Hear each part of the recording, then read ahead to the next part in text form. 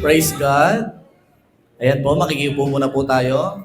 Kung meron po kayong kasamang bata na kailangan pong daling sa children's room, dalhin niyo po doon. Sige po, have a seat. Meron pa po tayong upuan dito sa unahan, dalawa pa. Batiin mo naman yung katabi ng Happy Hearts Day. Sige, pati yung nasa likuran, sabi ko, Happy Hearts Day. Pag hindi po sumagot, sabi ko, I love you. Baka sasagot pag I love you, ano? Okay po, ayan po, pasok po kayo. Pasok po. Hanap po kayo ng pwesto nyo. Sige. Ayan. Kamusta po kayong lahat?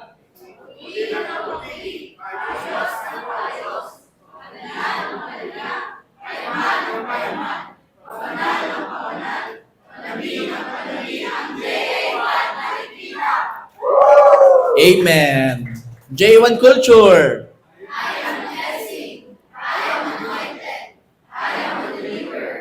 I am a good follower. I don't destroy, I build. I'm not seasonal.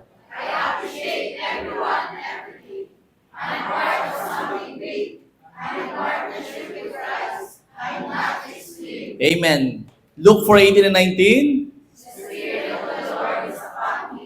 Because He has anointed me to preach the gospel to the poor. He has sent me to heal the brokenhearted.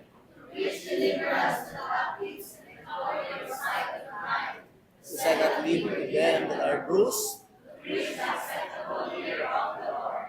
Amen. Okay, sino pong handa na makinig? Sino naman pong handang matuto? Sige po, let's start. Hindi man po usapang puso ang pag-uusapan natin today. Pinilit ko talagang usapang puso pero parang hindi doon ang punta. Si Lord pa rin ang masusunod, ano? But God will gonna expose the reality inside your heart. Ang pagharap po sa Panginoon ay hindi lang pagharap na ikaw ay may katuwiran, kundi pagharap na may katotohanan. Tignan mo nga ang mukha ng katabi mo. Totoo kaya yan? Yan kaya yung itsura niyan sa labas at sa loob ng church? Nako. Nako. Mamaya, God will gonna expose the content of your heart. Sige po, pasok po kayo. Nagsisimula pa lang po ako. Ayan, pasok po, pasok. Ayan, okay? Dito po, may upuan pa po dito. Sa kabilang side, meron din po. Ayan. Ang title po ng i-share ko po sa inyo ay Honesty Before God. Sino po dito mga honest? Ko, wala yata. Meron po ba ditong honest? Titignan mamaya. Baka hindi honest, ha? Psalms 51 verse 6a. Narito, ikaw ay nagnanasa ng katotohanan sa panloob na pagkatao. At sa tagong bahagi ay iyong ipakikilala sa akin ang karunungan. Si Lord po ay nagnanasa na makita ang totoo sa iyo. Hindi plastic or mas makapal pa sa plastic Tupperware. Kailangan totoo po at makikita po ni Lord kung ano ang katotohanan sa puso mo. Pwede nating itago sa mga tao, sa kapamilya, sa ka-church, o kasama mo sa ministry, sa AG leader mo, sa kaklase o katrabaho, pero hindi mo maitatago sa Diyos ang totoong laman ng isip at puso mo. Wala kang pagtataguan at tumahimik ang sanlibutan. Hindi ka magtatanong ng ganito, alam kaya ni Lord? Hindi ka magtatanong ng ganun eh. Why? Kasi alam talaga niya. Sadyang alam niya.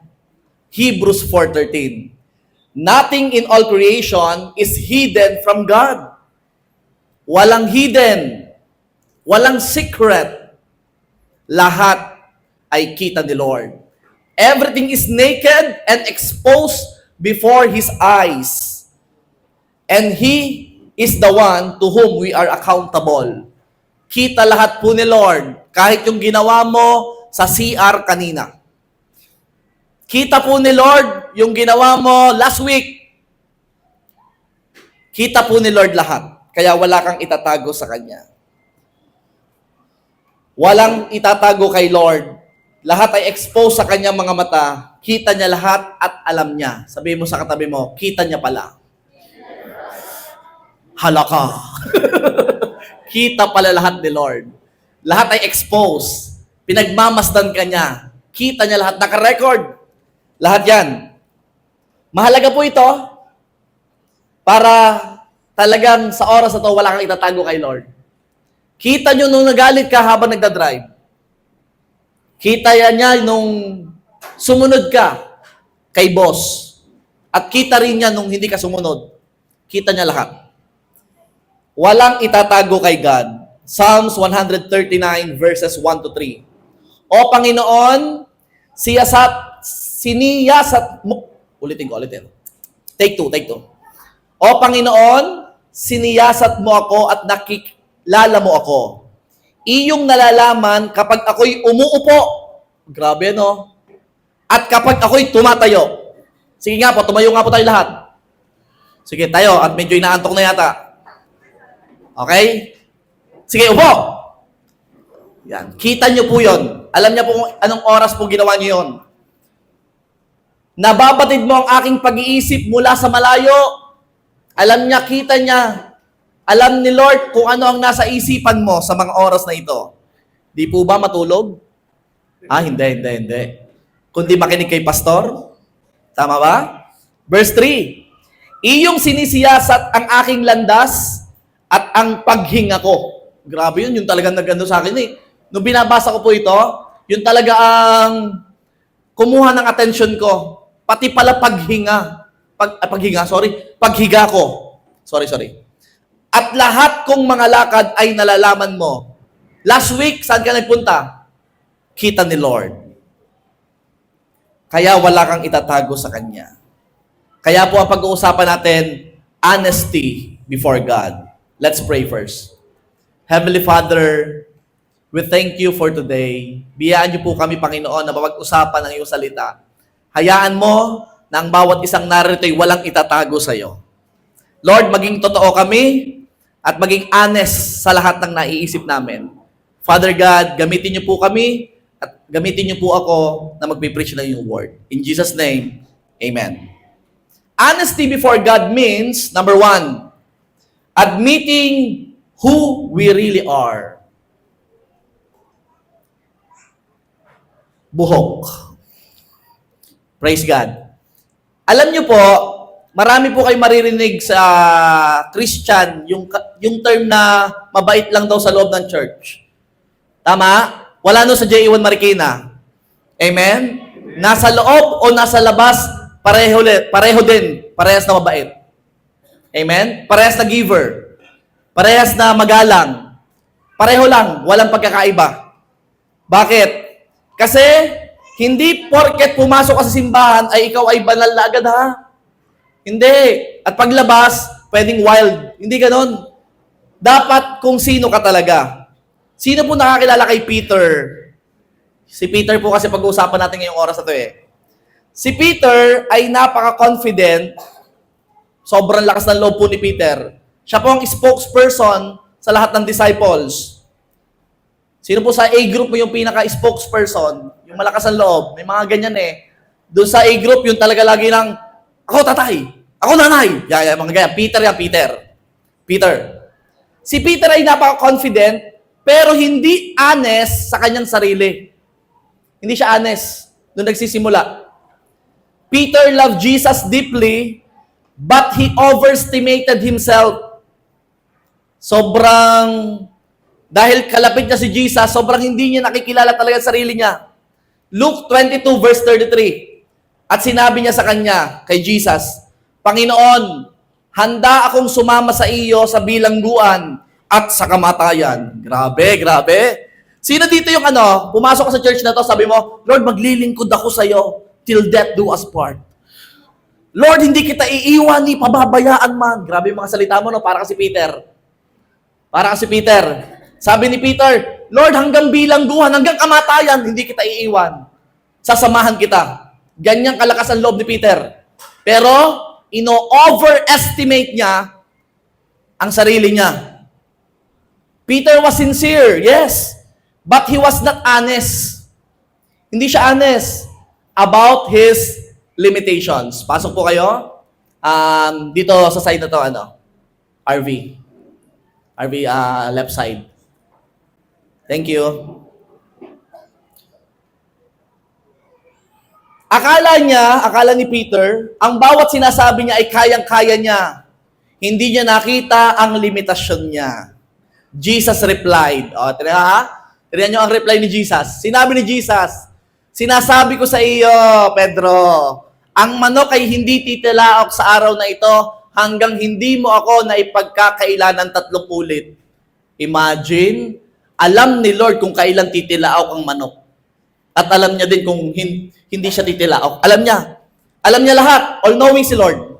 Now, yung akala mo ay pananampalataya at pananampalataya pa ay sobrang pagtitiwala na sa sarili pala. Parang si Peter. Sobra. Naniniwala si Peter kay Jesus pero sobrang yabang na pala. Tingnan mo yung katabi mo. Hindi mayabang yan. Hindi. Lahat ng sinasabi niya ginagawa niya, no? Eto na. Ito maganda. Hindi na pala asang-asa si Peter kay Lord. Hindi na pala. Sarili na pala niya yon. Ang kabiguan ni Peter ang nag-expose sa tunay na siya. Nung nadapa na siya. Ito na. Ang failure ni Peter ang nagpakita ng totoong laman ng puso niya. When Jesus was arrested, inaresto na. Peter followed from a distance. Malayong lugar, malayong pwesto. Luke 22 verse 54. At kanilang dinakip siya, inilayo at dinala sa bahay ng pinakapunong pari, si Jesus. Si Pedro ay sumunod mula sa malayo. Nung unay tapang na tapang, Pastor, sasama ako kahit saan. AG leader, mag-schedule ka. Nandun ako. Grabe. Lord, maglilingkod ako kahit anong mangyari. Kahit ipadala ako sa Bicol, Mindanao. Pero nung inaresto na si Peter, ano nangyari? Eto na. Si Pedro ay sumunod mula sa malayo. Mukhang natakot na.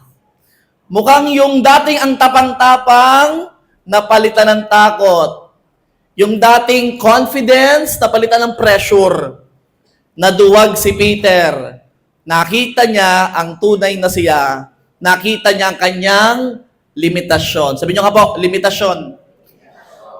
Then it happened. Ano nangyari? Luke 22 verse 56 to 60. Ito na.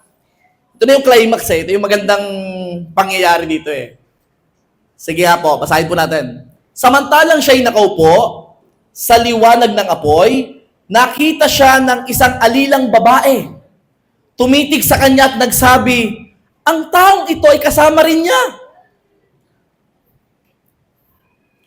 Babae po, alilang babae. Tandaan niyo po, alilang babae. Verse 57, subalit itinanggi niya ito at sinabi, babae, hindi ko siya nakikilala. Eh, nung unay matapang, Lord, hanggang bilangguan, hanggang kamatayan, sasamahan kita. Pero nung tumagal na, alilang babae lang nagtatanong, di ba kasama ka? Oo, di ako kasama. Di ko yun nakikilala. Alilang babae yun ha. Eto pa, verse 58. Pagkaraan ng isang sandali, ay nakita siya ng isa pa at sinabi, ikaw ay isa rin sa kanila. Subalit sinabi ni Pedro, Ginoo, hindi ako. Not me. Hindi ako. Pangalawang pagtatanggi. Tama? O, ito na pangatlo.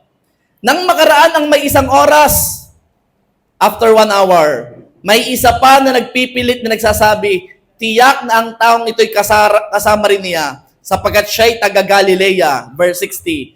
Subalit sinabi ni Pedro, Ginoo, hindi ko nalalaman ang sinasabi mo, at kaagad, samantalay siya'y nagsasalita pa, tumilaok ang isang manok. Tiktilaok. Parang, Ginoo, hindi ko tiktilaok. Grabe.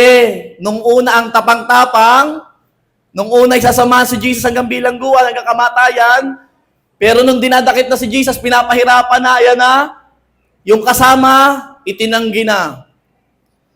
Itinatanggi na, hindi po ako kasama, hindi ko po yung kilala, 3 times. At ito na po ang pangyayari na tunay na nagpalabas ng totoong puso ni Peter. Luke 22 verse 61. This is very powerful. Basahin ko po sa inyo. 61, I think 61 to 62. Lumingon ang Panginoon at tumingin kay Pedro. Imagine, nasa malayo. Sabi, tilaok. Pag tilaok ng manok, tumingin si Jesus kay Peter. Hindi ko alam kung paano pagtingin ha. Basta tumingin. Lumingon ang Panginoon, tumingin kay Pedro at naalala ni Pedro ang salita ng Panginoon kung paanong sinabi niya sa kanya, bago tumilaok ang manok ngayon, ay ipagkakaila mo ako ng 3 ulit. Durog na durog si Peter.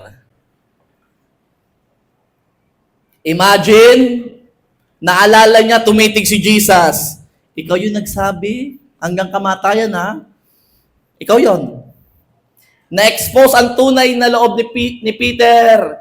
Nakita niya ang kanyang limitasyon. Hanggang dito lang, Peter. Huwag kang masyadong mayabang. Luke 22 verse 62. At siya'y lumabas at umiiyak ng buong pait.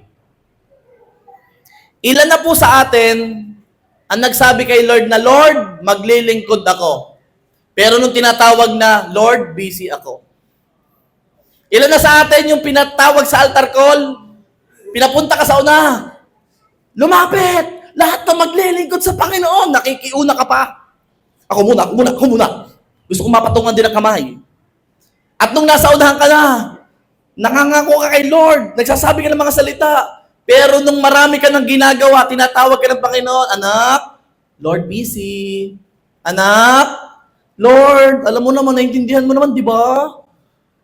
Yan. Ito si Peter sa panahon ngayon. Na-expose na si Peter. Umiyak ng buong pait. Tama na ang pagpapanggap sa harapan ng Diyos.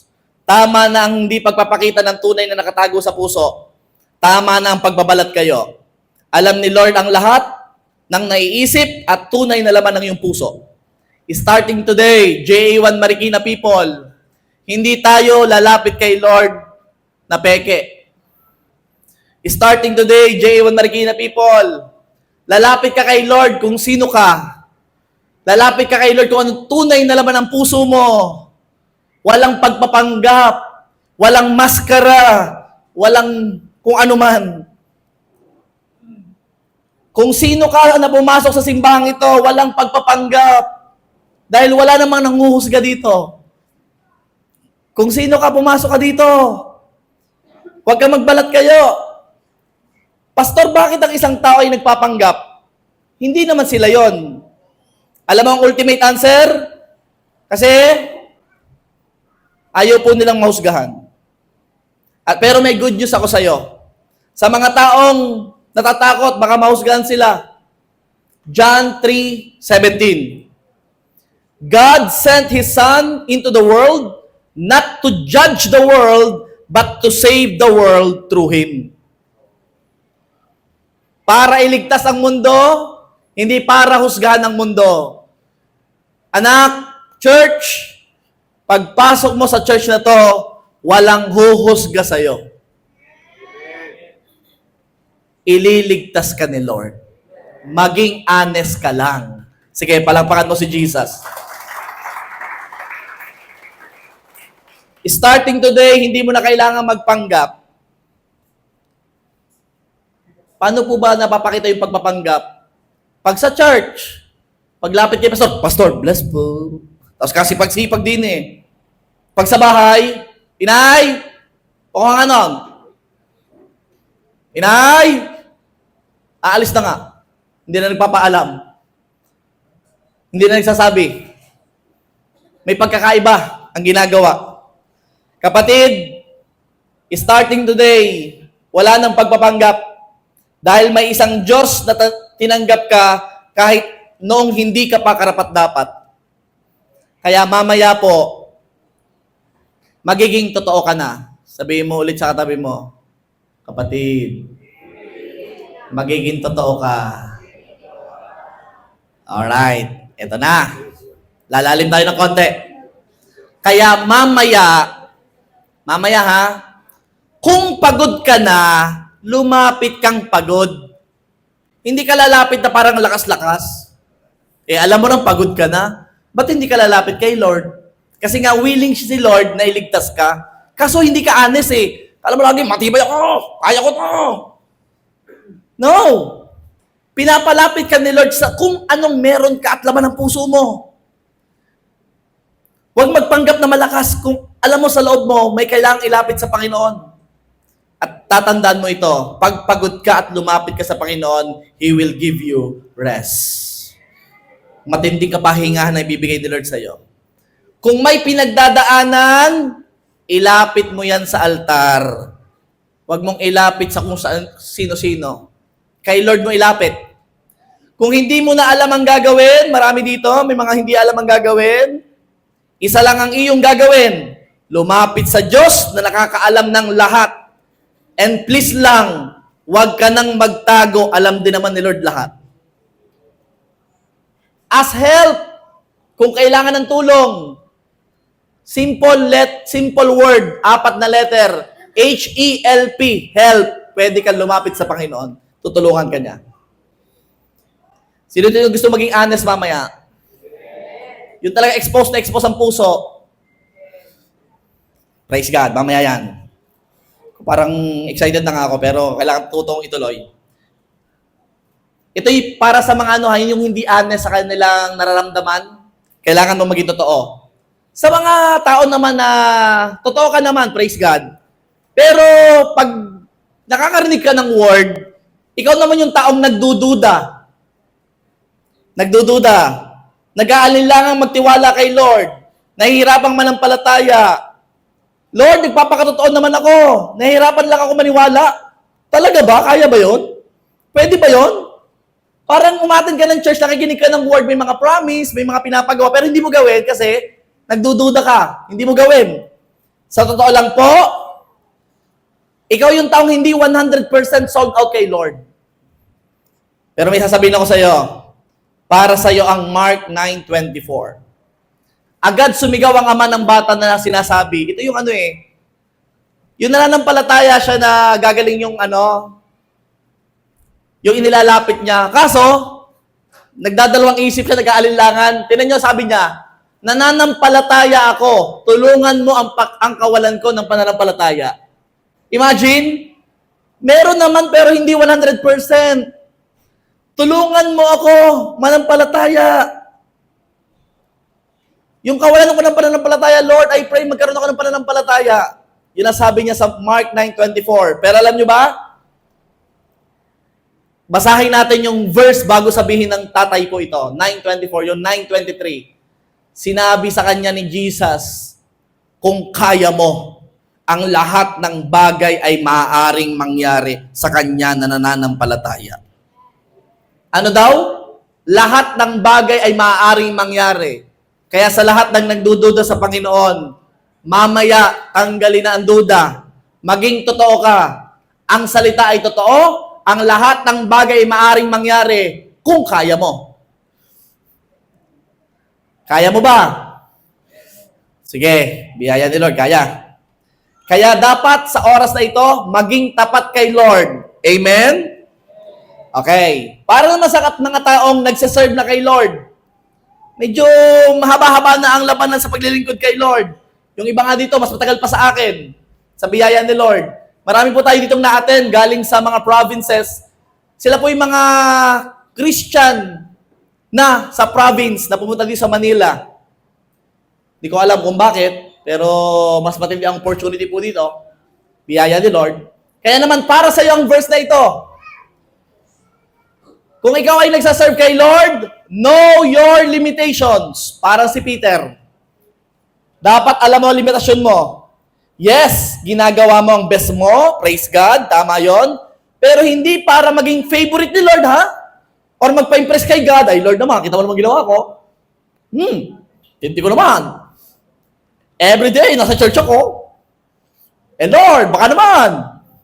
Parang nagpapa-impress ka na kasi sobra na yung effort mo. Tandaan, hindi nakabase sa ginagawa mo ang pag-ibig ng Diyos sa'yo. Dahil wala ka pang ginagawa para sa Kanya, pinatunayan niya na mahal ka niya nung iniligtas ka. Sige, palapakan mo si Jesus.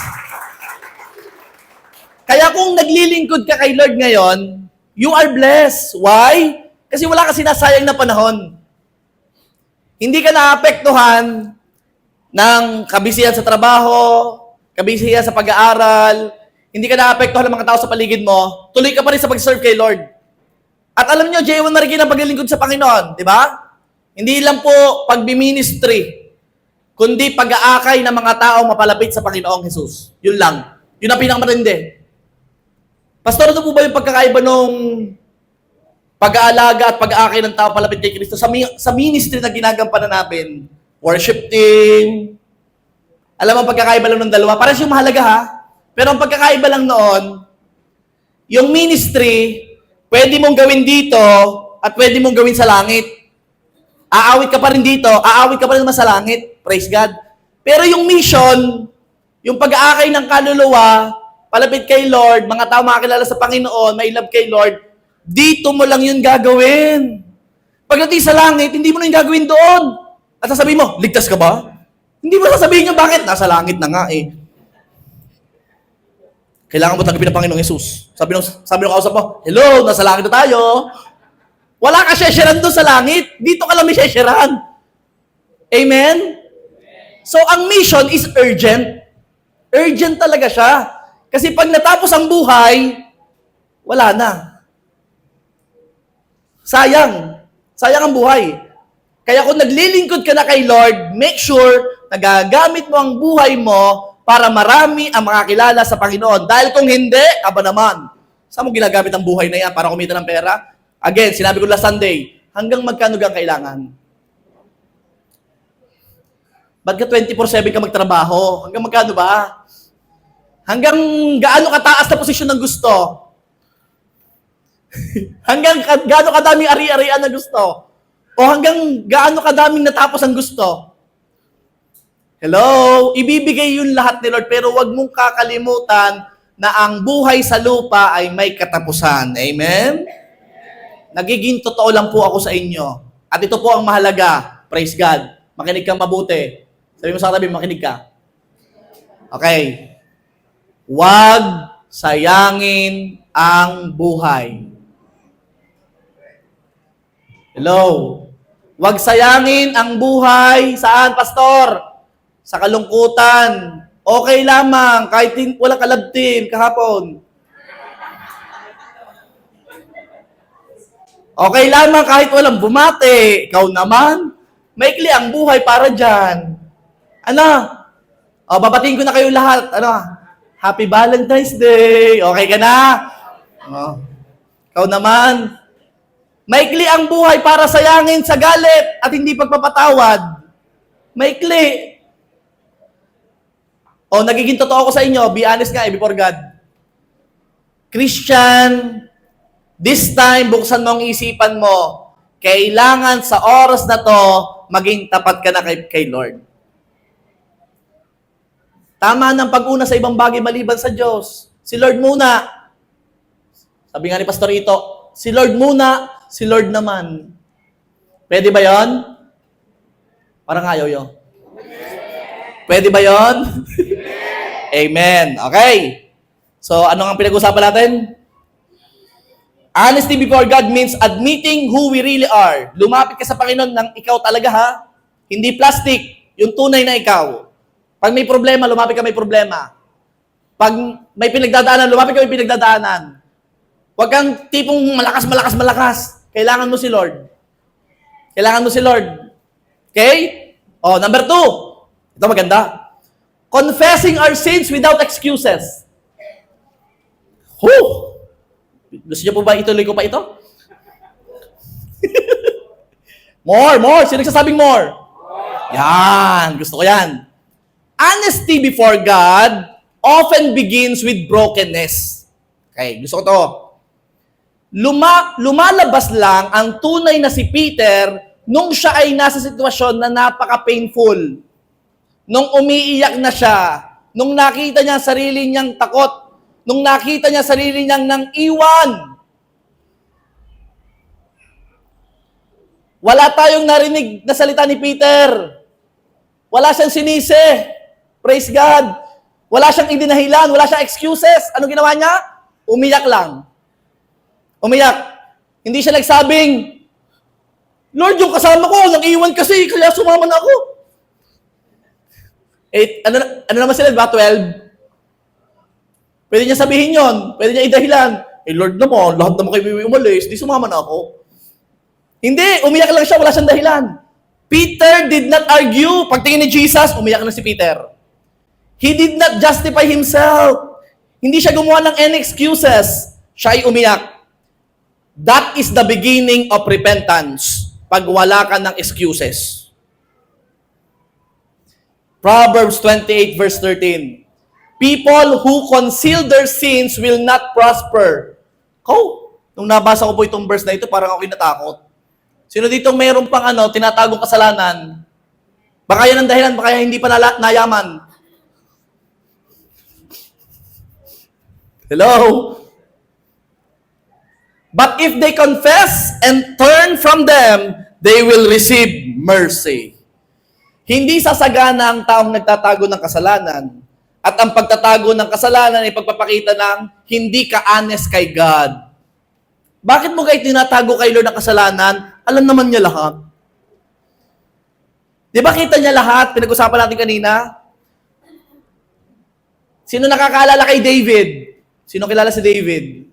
Kilala niyo si David. Alam mo si David, nag-try itago ang kasalanan niya. Nag-try itago. Pero sa bandang huli, sinabi niya, I have sinned against the Lord. Sinry itago. Kaya if mag-confess ka, tulad ni David, magsabi ka, maging totoo ka sa harapan ng Diyos. Lord, ito po ang kasalanan ko. Then you will receive mercy. Tatanggap ka ng habag, ng awa, kung handa kang talikuran ng mga iyon. 1 John chapter 1, verse 8 to 9. Kung sinasabi natin tayo walang kasalanan, yan. Mga nagmamalinis pa na konti. Dinadaya natin ang ating sarili at ang katotohanan ay wala sa atin. Yan na. Verse 9. Kung ipinahayag natin ang ating mga kasalanan, siya ay tapat at banal na magpapatawad sa ating mga kasalanan. At tayo'y lilinisin sa lahat ng kalikuan. Meron po akong na-research na isang problema kung bakit daw po hindi na amin ang kasalanan. Ang sabi po niya ay, kakunti naman yung akin. May sasabihin ako sa iyo, ha? Kahit kay kaunti, kailangan mag-confess. Okay? Kasalanan pa rin yon. Ako naman po yung mas mabait kaysa sa iba. Sino sabi sa iyo, may kasalanan ka pa din. Kailangan pa rin mag-confess. At ito po ang good news. Sabi nyo nga po, thank you Lord for the love. Bakit? Kasi magpapatawad ang Lord kapag nag-confess ka. Magpapatawad siya. Ang pagiging honest kay God ay pag-amin at hindi pagtatago ng kasalanan. Again, nandyan na naman tayo. Tago ka ng tago, kita naman lahat ni Lord. Alam naman din niya, kahit ang tinatago mong sikreto ay alam niya. Kahit pailihin mo sa lahat ng tao, alam pa rin niya. Ang tanong, bakit ka nagtatago pa? Kaya, mag-confess na. Mamaya magko-confess ka na, ha? O lagi ko sinasabi, amen ang amen, di naman aamin. Amen! Amen! Hindi man aamin. Sino may kasalanan? Sila po, sila. Hindi ako. Hindi, aamin ka. Ito naman. Yung iba naman nagko-confess, praise God, nagko-confess. Pero nagdadahilan kung bakit nagawa. Okay? Example, bigyan ko example ha. Lord, ako po ay nagkasala sa inyo. Napainom po ako ng, alam mo yun, kaunti lang naman. Kasi naman po, yung barkada ko kasi, yan na. Dumayo pa naman po kasi sa amin. Hindi naman dapat ako mapainom na kasi barkadang mga yan. Kundi sila dumayo, hindi ka ako mapapainom. Sabi niyo po, excuses. Dinesisyonan mo pa rin yon. Dahil kung tumanggi ka, edi tapos. Gusto mo din. Ito pa. Lord, ang bibig ko po ay makasalanan. Nagmumura po ako. Parang nasanay na po eh. Bad words po ang lumalabas dito. Kasi naman, yung kinalakihan ko, ganun din kasi. Yung bahay namin, ganun din po kasi. 'Di ba? Kaya ganyan po ako lagi. Anong nangyayari sa'yo? Nag-confess, pero may excuse. Hindi pa rin umaamin. Sabi mo sa katabi mo, amin na. Huwag na mag-excuse. Ito, para sa lahat. Tama na ang paninisi sa iba ng kasalanan na ikaw mismo ang nagdesisyon na gawin. Kaya ako naman nagawa yun kasi dahil niya. Kaya naman ako ganito ngayon kasi dahil niya. Tama na ang paninisi sa iba. Tama na ang paninisi sa nakaraan. Kaya naman ako ganito kasi noon kasi, excuses mo na naman yan. Pwede ba walang excuses? Ikaw talaga yung nagdesisyon, sabi mo, ako ang nagkamali. Practice, kahit practice lang. Sabi mo, ako ang nagkamali. Lord, inaamin ko. Period. Baka madugtungan mo pa. Huwag mo na dudugtungan ha. Okay, huwag dudugtungan ha. Pag nagkasala, sabihin mo, ako po yun, Lord. Kasi pag nag-e-excuse ka, hindi ka nakikita 100% honest. Honesty before God nga eh. Magaling pa si Peter, kahit si Jesus tinatuwa niya ng 3 beses, at least hindi nag-excuse. Umiyak lang.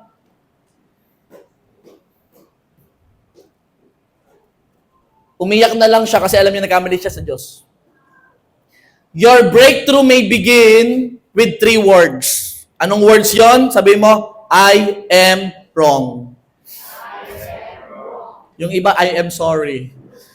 Pag nagkamali sa iba, no? Pero ito, pag nagko-confess kay Lord, sabi mo, I am wrong. Hindi ko nalagyan lang ng period. Pakikilagay ng period, baka masundan pa. I am wrong. Madali lang yan, I am wrong. Alam mo, you are blessed kapag na-identify mo na yung ginagawa mo yung kasalanan. Blessed ka na nun. Kasi yung iba, tuloy lang. Pero at least ikaw, Kristiyanong, alam mo ang kasalanan yon. Amen? Pag sinabing I am wrong, ilang words? 3 words. Huwag mo lang lalagyan ng pa-4th, pa-5th, at pa-6. Okay? Tandaan mo, kung ikaw ay pasyente, sino dito yung mga nagpa-check up na sa doktor? Merong iba dito. Kung ikaw ay pasyente at ikaw ay maglilihim sa doktor ng iyong mga sintomas at sasabihin mong okay ka, hindi ka matitreat ng doktor if itatago mo ang totoo. Hindi ka matitreat ng doktor kung hindi ka aaminin yung totoo. Bakit ka narito? Gusto ko lang po. Saan masakit? Hindi naman po masyado. Hindi ka matitreat ng doktor kung hindi ka honest sa doktor. Pag ang sasabihin, masakit po ang tiyan ko sa banda, dito po. Kakapay yung doktor, masakit? Opo. Yun. Aaminin mo yung totoo sa doktor para mabigyan ka ng tamang lunas. Kaya hindi ka gumagaling kasi hindi ka naamin kay Lord. Hindi ka kasi honest. Sasabihin mo, okay lang ako. Kaya pa. Kaya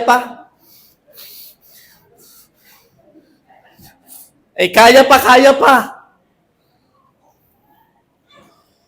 Kung gusto mong gumaling, umamin. Amen? Honesty is how healing begins. Yung mga magtatapat mamaya ha, hindi magtatapat ng pag-ibig. Magtatapat kay Lord ng totoo. Ano? Ayan. Reminder sa lahat. Yung mga magko-confess. Sino dito magko-confess mamaya? Mag-confess ka ha? Baka mamaya hindi. Medyo natawa ko nung nag-midweek ko kasi nung Thursday. Meron po kami nasabi sa preaching nung Thursday. Tapos nung gabi, nagche-check ako ng Facebook, nakita ko na nga yung mga comment. Pinag-uusapan pala namin yun ng midweek. Kita nyo na? Ayoko na sabihin kung ano yun. Alam niyo kung bakit ko ayoko sabihin? Kung bakit kasi kayo midweek. Hindi niyo malalaman, bahala kayo. Di ba? Ano ang gagawin pag nagko-confess? Ito po ang reminders ko sa lahat. Confess quickly.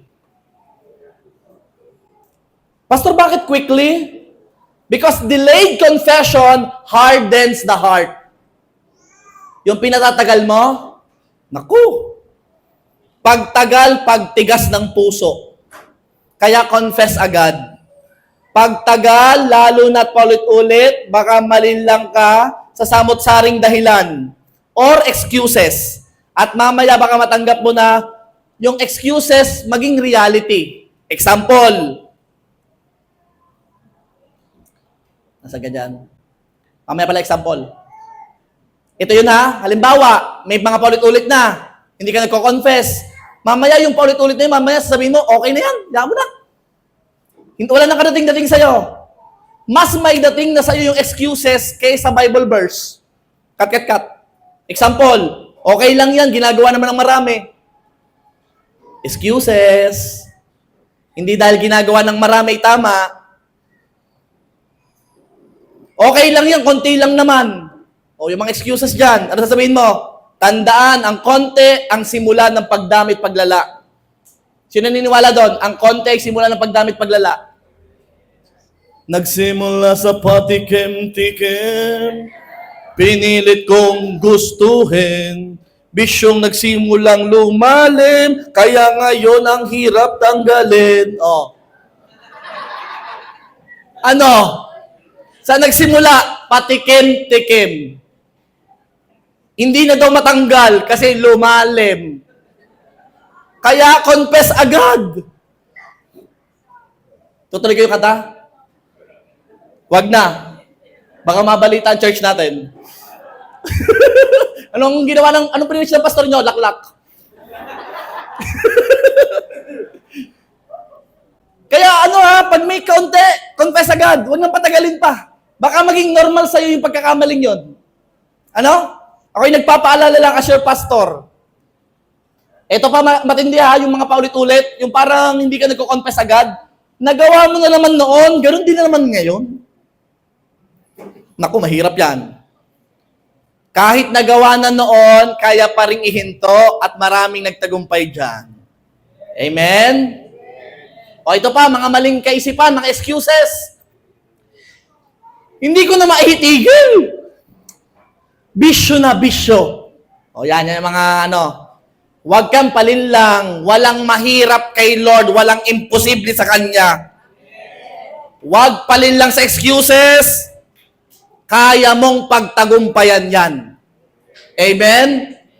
Sabihin mo sa sarili mo, kaya mong pagtagumpayan yan. Kaya ha? Baka meron pa kayong struggles dyan. Huwag alaga ng struggles. Mag-alaga na lang kayo ng hayop, huwag lang struggles. Yung iba naman, okay, level up tayo. Yung iba naman, hindi nagtatago. Umaamin, praise God. Hindi rin nagawa ng excuses. Yung nagsasabi ng I am wrong. Pero, hindi naman tinatalikuran ng kasalanan. Lord, sorry, I am wrong. Kinabukasan, history repeat itself. Hindi tinalikuran. Bagkos, sumingi lang nga lang ng sorry. Sorry. Ulit. Pastor, willing naman po talaga ako magbago, pero kahirap. Ang hirap talaga. Kaya every Sunday, tinatamaan po ako sa preaching nyo eh. Kasi hindi ko maitigil yon. O, para sa'yo to. Number 3. Depending on God's grace, not our own strength. Wow, may pag-asa ka pa. May biyaya pa si Lord. At kapag kumilos ang biyaya ni Lord, humanda ka. Yung kita mo dating imposible, mamaya may kasagutan na. Huwag mong sabihin kaya mo nang ikaw lang. No. Nakita mo naman si Peter. Jesus, hanggang bilangguan.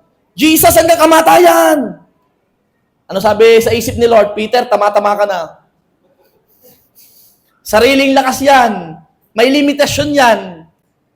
Kailangan mo ng biyaya para mapagtagumpayan yan. Kailangan mo ang Diyos. Hindi ko kayo kayang baguhin kahit ilang preaching ang gawin ko. Pero kaya kayong baguhin ang biyaya ng Diyos. Titus chapter 3 verse 5a.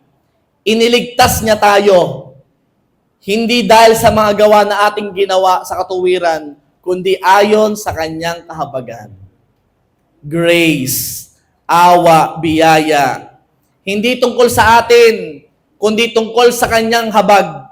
Na pagtagumpayan mo ang isang bagay sa buhay Kristiyano mo, hindi dahil lang sa sariling lakas mo, kundi dahil sa biyaya ng Diyos na nasa iyo. Ilan na ditong testimony, pagka-attend ng church by God's grace, hindi na nag-inom. Oh, marami dito nagtagumpay. Oy, kahit may nagyayaya, kayo na lang. Ayaw kong umiyak ulit kay Lord. Marami na ditong nagtagumpay sa hindi pagmumura. Kahit yung iba'y mannerism na daw. Yung parang kusang lumalabas sa bibig, alam mo yun? Napagtagumpayan na nila. Ilan na dito? Ang pasaway na anak ngayon, nagbe-bless na. Woo! Naka-breakthrough na. Bakit? Kasi may biyaya si Lord. Ilan na dito ang naihinto na ang paninigarilyo at pagbe-vape. Praise God! Kasi yung excuses yung vape eh. Pastor, hindi naman sigarilyo eh. Vape na lang. Excuses yon, excuses. Excuses yon. Diba? Kung talagang mahal mo si Lord, kahit ano kayang ihinto. Amen? Ilan na dito ang nabubuhay ng tapat kay Lord? Ilan na dito ang sumusunod kay Lord kahit na mahirap pero lumalaban dahil may biyaya ang Diyos sa kanila? Pastor, ano pong ibig sabihin nung kailangan ng biyaya ng Diyos para mapagtagumpayan ng isang bagay? Ganito yon. Sadyang ang Diyos ang nagre-ready ng isang ikaw at nag-a-arrange ng mga sitwasyon para dumating ka sa punto ng isang quality decision na itigil na ang isang bagay na dapat nang itigil. Kailangan mong hingin ang biyaya ng Diyos na dumating ka sa point na talagang iiwanan mo na ang dapat iwanan. Sukdulang kasuklaman mo na yung kasalanan para hindi mo na balikan. Ini-arrange ni Lord ang pangyayari para kay Peter para maging honest siya sa Diyos at sa sarili niya. At mamaya makikita ni Peter ang kanyang kahinaan at mamaya sabihin ni Peter, Lord, kaya ko basta kasama ka. Ititigil ko na ito. Maging honest kay Lord. Alam kong ikay masayahin, pero hindi mo kami madadaan sa pangiti-ngiti mo. Dahil paglabas naman ay may ginagawa kang kakaiba. Kita ni Lord, 24/7, naka-surveillance sa'yo. Shhh! Nakatutong spotlight sa'yo. Bang ano kong ito? Ba? Kabait sa church, sa labas iba yung gion. Di ba? Sino gusto ng biyaya ng Diyos? Na makawala na sa kasalanan yan? Pastor, kala ko ba'y February ngayon? Ba't gaya na preaching? Yun nga maganda, usapang puso. Usapang paglilinis ng puso. Mas masarap magmahal pag malinis ang puso. Okay? Kaya mamaya maging honest ka. Sabi ng isa, ayoko naman pong umiyak sa Panginoon, nakakababa ng aking pagkalalaki. Bakit ako iiyak? Bakit ako lalapit? Para sa iyo to. Honesty is not weakness. Dishonesty before God is the real weakness. Naalala ko tuloy si pangalan nito? Maging asawa nila Arnie. Ano yan? Si Jomar. Sabi ko, ang pinakamatapang unang lalapit dito. Nauna nga siya eh. Ang unang mag-confess, ang pinakamatapang, takbo agad sa unahan eh. Bakit? Yun ay hindi kahinaan. Yun ay katapangan. Kahit pa narito ang kanyang mga tatay, kamag-anak, lalapit sa una. Bakit? It is between him and God. Kaya wala na siyang pakialam sa iba pa. Ang mahalaga, ayos sila ni Lord. Amen? Kalakasan ang pagiging tapat. Sige, palapakan mo si Lord. Sabi ni Peter nung una, Lord, ipagtatanggol kita hanggang kamatayan. Nag-iba na. Ang tapang ni Peter, no? Hanggang kamatayan, Lord. Sasamahan kita. Sino doon nagsasabi? Pastor, hanggang Quezon City, sasamahan kita. Hanggang Tondo. Atin ang Tondo. Sasamahan kita. Atin ang Silangan. Yung mga nagsasabi niyan, ha? Para kasi Peter. Ito para sa'yo. Alam mo, nag-iba na si Peter. After ni Jesus mabuhay, nung tinawag niya si Peter, pagbasa niyo, ha, napakatindi. John 21 verses 15 to 17. After breakfast, Jesus asked Simon Peter, Simon, son of John, do you love me more than this? Grabe, tinatanong na. Mahal mo ba ako, Peter? Sabi ni Peter, yes, Lord. Peter replied, you know I love you. Sabi ni Lord, then feed my lambs. Jesus told him. Verse 16. Jesus repeated the question, Simon, son of John, do you love me? Dalawang ulit. Yes, Lord. Peter said, you know I love you. Then take care of my sheep. Jesus said, dalawang beses. 17. A third time, he asked him, Simon, son of John, do you love me? Peter was hurt. Gusto ko yung Peter was hurt. Dito na magsisimula ang tunay na siya. Jesus was hurt that Jesus asked the question third time. He said, Lord, you know everything. Highlighted ko yung Lord, you know everything. Nung una, Lord, hanggang kamatayan samahan kita. Pero ngayon, Lord, alam mo naman talaga ang tunay. Alam mo lahat. Lord, alam mo lahat. You know that I love you. Jesus said, then feed my sheep. Yung sinabi ni Peter, Lord, you know everything. Alam mo ba, pagsasabi nun, Lord, mahal kita pero may limitasyon ako. Lord, mahal kita pero hanggang dito lang ang kaya ko. Lord, mahal kita pero ito lang ako Ito lang ako. Hindi na sing yabang nung una.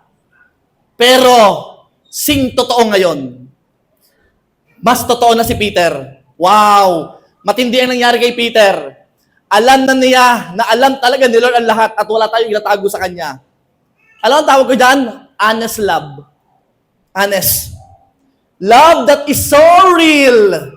Walang pagpapanggap. Lord, alam mo ang lahat. Mahal kita, Lord, pero hanggang dito lang ang pag-ibig na kaya ko. Hanggang dito lang ang kaya ko. May limitasyon. Naging totoo na si Peter sa kanyang sarili. Hindi na sa sarili niyang lakas, kundi mamahalin niya ang Diyos according sa biyaya ng Diyos sa kanya. Disciples, kayo pong lahat, alam mo, hindi ito tungkol sa pag-ibig mo kay Lord. At hindi rin ito tungkol sa kaya mo. Dahil alam kong hindi mo kayang gawin lahat para sa Diyos. Hindi lahat. May limitasyon tayo, tao lang tayo. Pero sa pagkakataong ito, umasa tayo sa biyaya ng Diyos na sobrang mapaglingkuran mo siya, hindi na out of responsibility, hindi na out ng kayabangan, hindi na out kung ano paman, kundi out of love na talaga. At may good news ako sa iyo. Wala tayong dapat patunayan sa Diyos, wala. Dahil wala ka pang ginagawang paglilingkod, wala ka pang ginagawang pagpapatunay na pag-ibig, mahal ka na niya. Wala pa, hindi ka pa naglilingkod, wala ka pa sa church, wala ka pa kay Lord noon, mahal ka na niya, hindi ka nga niya tinigilan. Hindi. Sabi ni Lord, wala ka pang ginagawa para sa akin, minahal na kita. Makasalanan pa lang kayo noon, minahal na tayo ng Diyos. Makasalanan pa tayo noon. Hello, saan ba tayo nanggaling? Alam ko kung nasaan ka noon. Nagtatampi siya sa kasalanan. Yee! Smile pa. Parang masaya, ano? Party pa noon. Pero hindi naman si Lord nakatingin doon eh. Makasalanan pa lang tayo, minahal na tayo ng Diyos. Romans 5:8. Subalit, pinatutunayan ng Diyos ang kanyang pag-ibig sa atin na noong tayo ay mga makasalanan pa. Sino dito makasalanan? Amin na! Sino dito makasalanan? May sasabihin ako sa iyo. Subalit, pinatutunayan ng Diyos ang kanyang pag-ibig sa atin na noong tayo ay makasalanan pa, si Kristo ay namatay para sa atin. Si Lord, si Jesus ay namatay para sa iyo. Therefore, ang pag-ibig ng Diyos ay hindi nakasalalay sa pinapakita mo. Hindi. Ang pag-ibig niya ay nakaangkop sa kung sino siya. At sino siya? Ang Diyos ay pag-ibig. Siya mismo ang pag-ibig. Kaya yung ibang definition, wala nang sinabi doon. Yung ibang definition ng love is blind. Anong blind? Hindi bulag si Lord. Because God is love. Ano? Hindi bulag. Lagi kang nakatingin sa iyo 24/7. Yung kantang natutulog ba ang Diyos, hindi natutulog.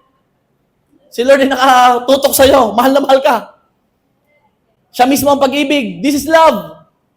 Kaya kung nahihirapan kang lumapit sa Kanya ng totoo, yung iba nahihiya, huwag mahiya.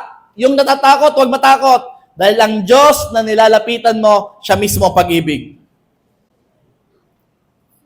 Umattend po kayo mamaya ng You Found the Love ng Anointed Professionals mamaya. Kung gusto nyo makaranas na matinding pag-ibig mamaya, I found the love. Yeah! Umattend po kayo mamaya. Naku, maiintindihan nyo yung sinasabi ko. Pero bigyan ko kayo ng pahapyaw. Tutunawin ka ni Lord sa kanyang pag-ibig. Hindi susuko si Lord, ikaw ang susuko. Sige, ituloy mo yung ginagawa mo. Pero darating ang panahon, sasabihin mo kay Lord, okay na. Gusto ko na maging totoo sa'yo. Lalapit ako sa'yo ng totoo, wala nang pagpapanggap, totohanan na. Kumanda ka. Alam mo, napakasayang lumapit kay Lord. Tingnan nyo to ha. Nung bumalik si Jesus kay Peter, hindi nagsabi si Lord kay Peter ng, ba't ka nag-fail? Ba't ka pumalpak? Ba't mo tinalikuran? Ganun ba sinabi ni Lord? No! Hindi ganun ang sinabi ni Lord. Ang sabi ni Lord, do you love me? Mahal mo ba ako? Yes, Lord. Hindi nga, mahal mo ako? Yes, Lord. Hindi nga, nasaktan na. Alam mo bakit 3 beses yon? 3 beses kasi itinatwa, kaya 3 beses i-restore ni Lord ang pag-ibig niya kay Peter. Sige, palapakan niyo si Jesus.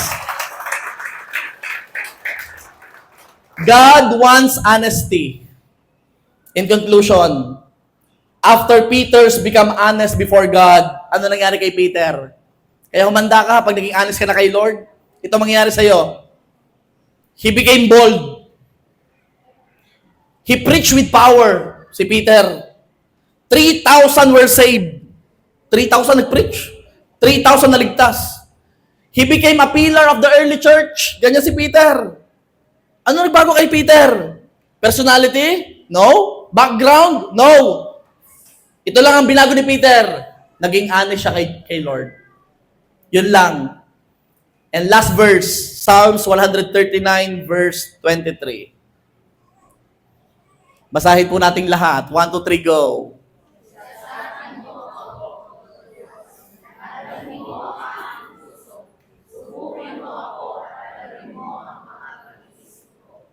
Sige, Eunice, makikiupo muna nga. Hindi ko kailangan muna ng worship team ngayong oras na ito. May gagawin po tayo. Kahit worship team, nangangailangan na maging honest kay Lord. Baka busy-busy sa pagtugtog, pero baka may kailangan ayusin ni Lord. Busy-busy sa pagkanta, pero kailangan yatang mag-confess kay Lord. Kaya bago tayo magpagamit kay Lord na matindi, ipaayos muna natin ang tunay na laman ng puso natin. Amen? Meron po akong ipapatunog na, meron ako diyang video. Sige. Anong gagawin ni Lord ngayong oras na to? siyasatin mo ako, O Diyos. Sisiyasatin ka ni Lord. Yung laman ng puso mo ngayong oras na to. Kaya humanda ka. Close your eyes, bow down your heads. Habang pinapakinggan niyo po ang music na ito, I pray na maging totoo ka sa Panginoon ngayon. Walang title. Kung sino lang ikaw. Close your eyes, bow down your heads. Yung ikaw lang, walang title. You say come, and I will give you. When I'm thirsty, when I'm searching, you say come, and never thirst again. No matter how far I run, no matter how far I fall, I'll never be beyond your reach. You are the God who sees whenever I lose my way. You have prepared a place I'll never be beyond your reach. You are the God who sees me.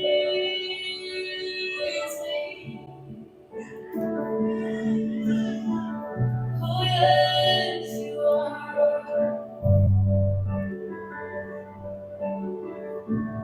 When I'm wounded, when I'm hurting, you say come, and I will make you. When I question, when I'm doubting, you say come, and see what love can do. No matter how far I run, no matter how far I fall, I'll never be on your reach. You are the God who sees whenever I lose my way. You have prepared a place I'll never be on your reach. You are the God who sees me.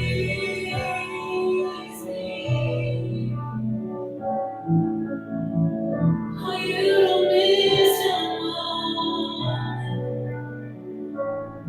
If your eye is on the sparrow, how much more do you love me? You won't worry about tomorrow.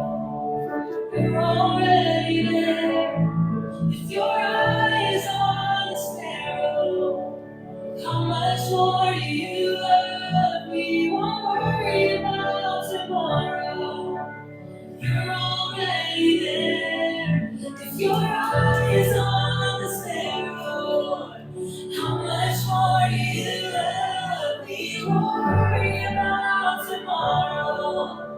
You're already there. If your eye is on the sparrow, how much more do you love me? You won't worry about tomorrow. And right now, in the mighty name of Jesus,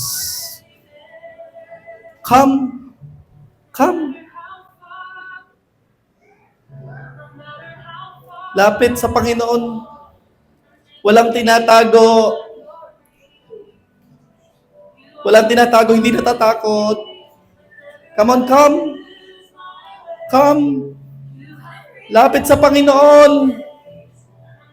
Kung mahina, okay lang. Kung napapagod, okay lang. Kung nag-aalala, okay lang. Kung may iniisip, okay lang. Come. Come. Come. If you want na maging tapat kay Lord sa oras na to, I challenge you to come here in front.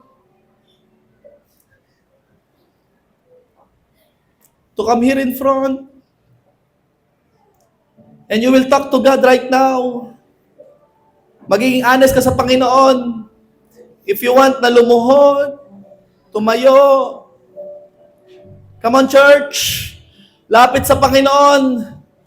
Kung noon, lumalapit ka lang kasi nakikisali ka, nakikisama ka. Pero sa oras na to, I challenge you, maging totoo ka sa Panginoon sa oras na to. Sabihin mo kung ano nasa isip mo, ano nararamdaman mo. And God will heal you right now. Yes!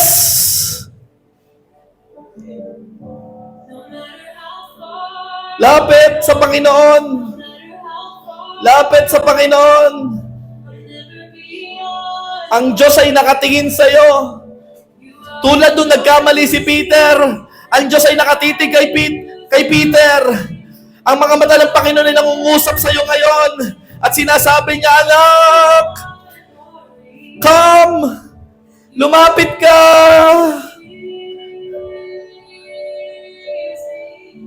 Umamin ka.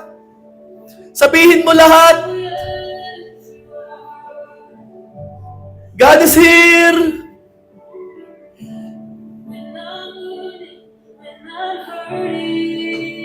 God is here. Come. Come. Kakaibang paglapit ang gagawin mo sa oras na to. Kakaiba sa ibang paglapit. Iba itong altar call na to. Iba itong altar call na to dahil ang paglapit mo ay totoo na. If you want to shout, shout. If you want to cry, cry. Walang pipigil sa'yo. Wala. Come on, church. Sabihin mo, Lord,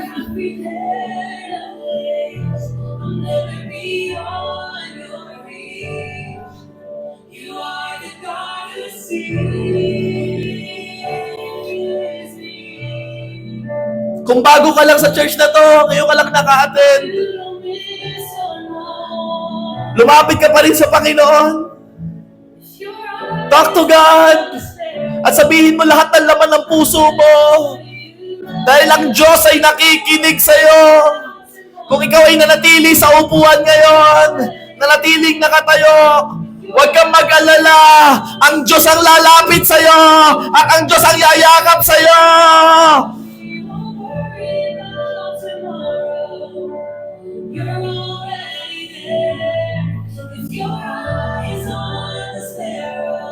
Lord, nandito po ang mga tao po. Lord, lumalapit sa iyo. Nagsusumamo sa iyo, Panginoon. Lumalapit ng totoo. Walang maskara. Walang pag-aalinlangan. Totoo ang kanilang puso ngayon, Panginoon.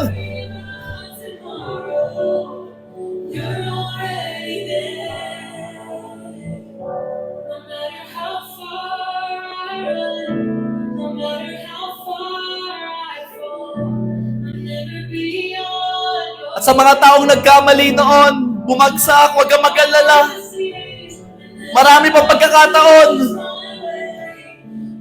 Sa mga taong lumayo, ito na pagkakataon mong lumapit muli.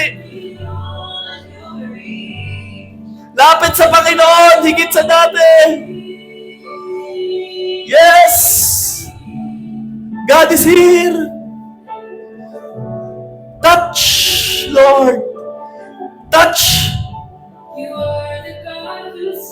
Lord, patungan mo ng kamay mo ang bawat isang naririto. Lord, sa lahat na nakakailangan ng pagyakap, yakapin mo ang bawat isang naririto. Lord God, thank you, Jesus.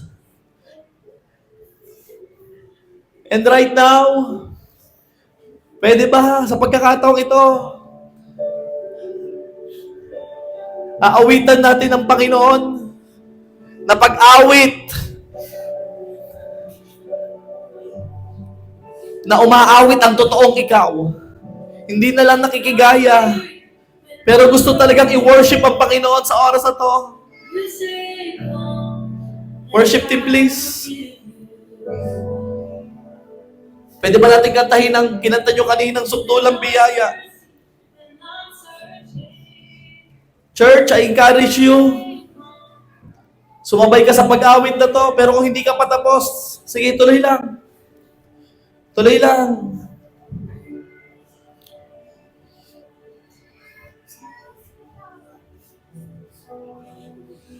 Woo! God is here. God is here.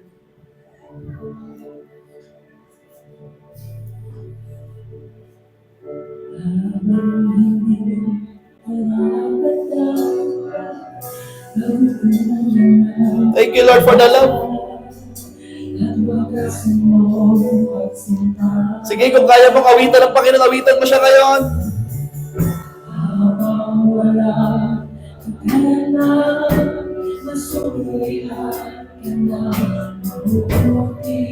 Sa lahat kong ginawa.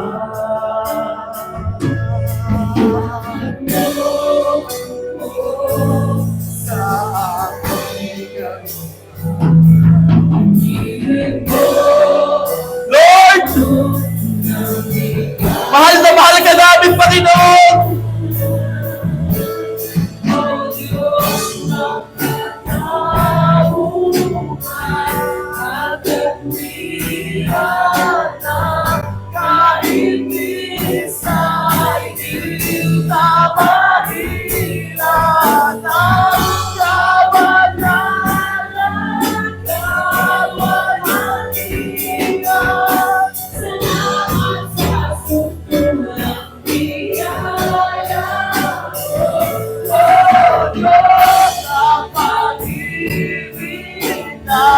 Mas malawak pa sa aking mga pagkakasalanan.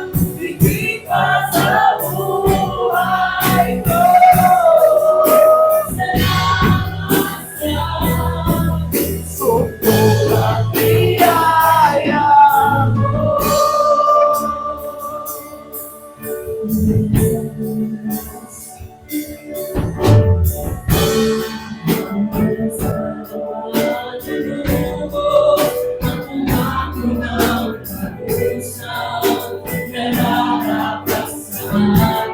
Thank you, Lord. Thank you, Lord.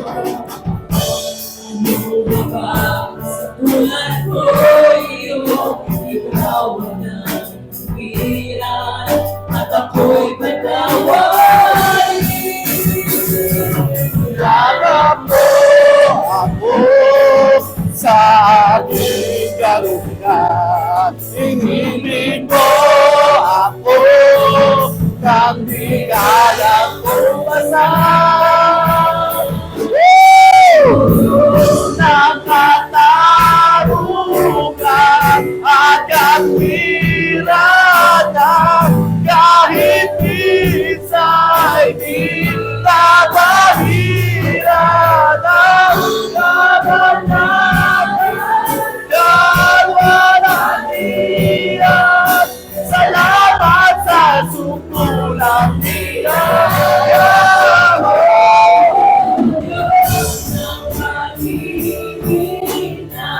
Mas malawak sa aking mga pagkakasalanan. Higit pa sa buhay ko. Salamat sa sukulang niyaya mo.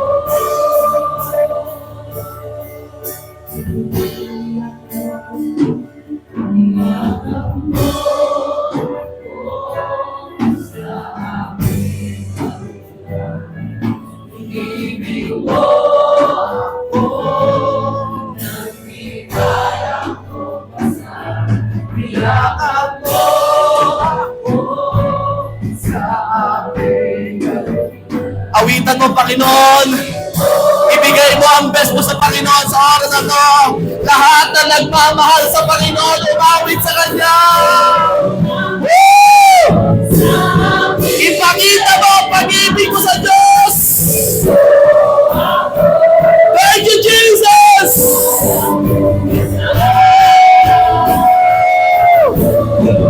Nakatarungan at katwiranan kahit minsan di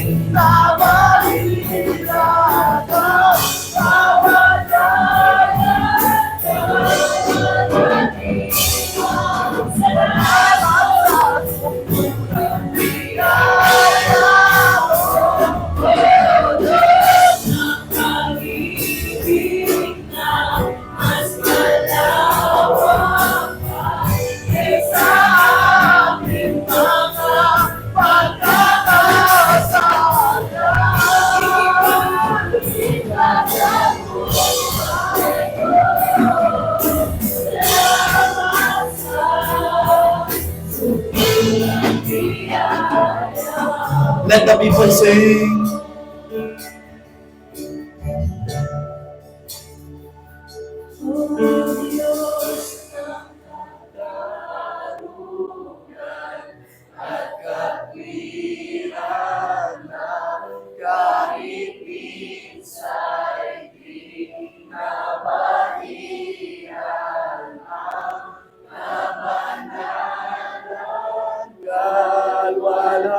Kalwalhatian, salamat sa sukulang biyaya mo, O Diyos ng pag-ibig na mas malawak pa kaysa aking mga pagkakasala.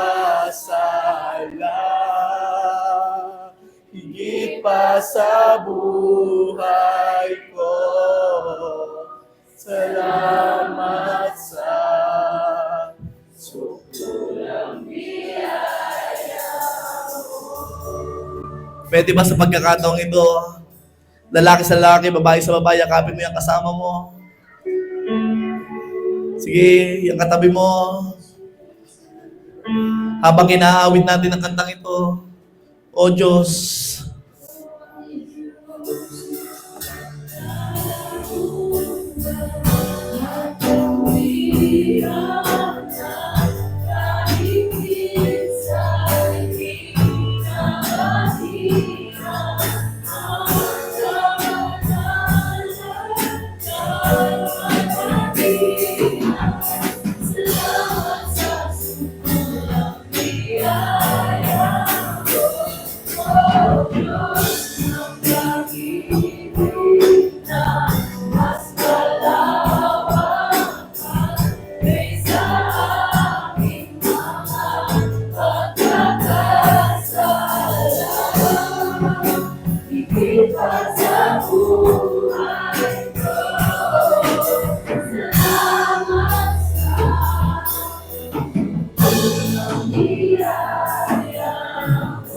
pwede po ba natin palapakan ng Panginoon sa oras na to?